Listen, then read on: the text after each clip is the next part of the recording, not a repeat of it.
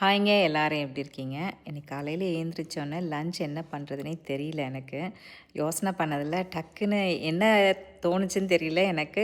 நம்ம வந்து கொழக்கட்டை பண்ணி கொடுத்துடலான்னு சொல்லிட்டு ராகியில் கொழக்கட்டைக்கு மாவெல்லாம் ரெடி பண்ணிகிட்டு இருந்தேன் நான். இன்றைக்கி ரொம்ப சீக்கிரமாக கிளம்பிட்டாங்க ஸ்கூலுக்கு கூட.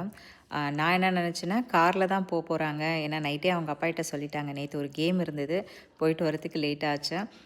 நான் ஹோம்ஒர்க் முடிச்சுட்டேன், டெஸ்ட்டுக்கு படிக்கணும். இந்த டெஸ்ட்டில் வந்து போன வருஷம் யாருமே வந்து பாஸ் ஆகலையா, அதெல்லாம் இந்த டெஸ்ட்டு நான் கண்டிப்பாக படிக்கணும் நல்லா. நான் வந்து காரில் தான் போகிறேன் நாளைக்குன்னு சொன்னாங்க. அவங்க அப்பாவும் சரின்னு சொல்லிட்டாரு. காலையில் நான் எடுத்துகிட்டு போய் விட்டுறேன்ட்டாரு. நைட்டு எனக்கு தெரிஞ்சு எவ்வளோ நேரம் படித்தாங்கன்னு தெரிலங்க. நேற்று எனக்கு சரியான தூக்கம். அப்படியும் நான் ஒரு 11:30 மணி வரைக்கும் முழிச்சிட்டு இருந்தேன் அவங்களுக்கு. ஏன்னா எப்போதுமே நான் வந்து பசங்க போய் தூங்கின பிறகு தான் நான் போய் தூங்குவேன் செக் பண்ணிவிட்டு. நேற்று என்ன பண்ணிட்டேன்னா நான் போய் தூங்கிட்டேன். அவங்க அப்பா முழிச்சிட்டு இருந்தார். நடுவில் ஏந்திச்சி பார்த்தேன், லிவிங் ரூமில் லைட் எரிஞ்சிட்டு இருந்தது. ஓகே, படிக்கிறாங்க போல இருக்குன்னு நினச்சிட்டு திருப்பியும் தூங்கிட்டேன் நான். காலையில் கரெக்டாக 5:30 மணிக்கு எழுந்திரிச்சிட்டாங்க அலாம் வச்சு. படிச்சுட்டு இருந்தாங்க. நான் என்ன நினச்சேன்னா ஒரு 7 மணிக்கு தான் கிளம்புவாங்க. ஏன்னா 7:20க்கு ஸ்கூல் ஸ்டார்ட் ஆகும். 7:15க்கு போய் சேர்ந்துடலாம். அது மாதிரி நினச்சிட்டு நான் ரொம்ப ரிலாக்ஸாக பண்ணிகிட்டு இருந்தேன்.